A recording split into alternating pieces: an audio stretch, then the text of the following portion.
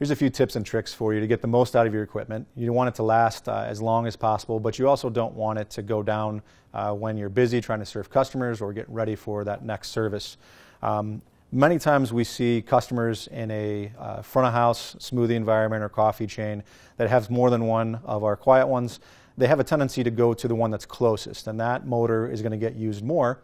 That motor would stay warmer because it's under constant use. So those components inside won't last as long. So you won't get as many blends out of it if you use one blender heavily and the one a little farther away not as much. One way of getting around this, because training can be difficult, is to actually physically move the blender. So after a week, take that and move it over to the section where the blender isn't being used as often, swap that blender out. That way you're going to even out your usage a little bit more, and that's going to help you get longer life out of that equipment as well.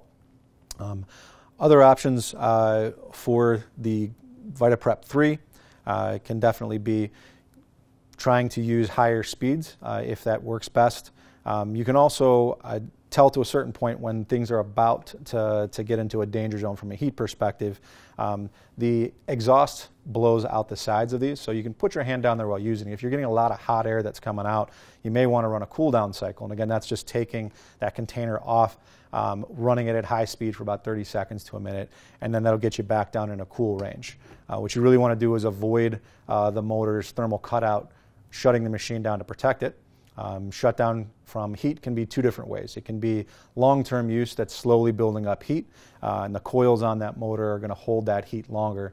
If something like that happens and you're in a hot kitchen, it can take a good substantial amount of time, 30, 40 minutes or longer for that motor to cool back down, so that thermal cutout will allow the motor to run again. If it is something that's just a really intense load that is almost stalling the blades, it'll actually shut off because of high amp pull, which is another option which you want to avoid from that standpoint. You do want to use liquids if at all possible for that recipe to help that cycle, as well as using the optimal program for it if it's in a quiet one. We've had reports from time to time of people taking machines that have overheated and putting them into a freezer or a walk-in cooler. That isn't a great idea. It will shorten the cool down cycle from that standpoint, but it also introduces condensation to the electrical components internally, and that's going to shorten the life of those products. So the best way is to really catch it before you take the machine into that danger zone and it shuts down to protect itself. Thanks, and again, if you have any questions, give our customer service call.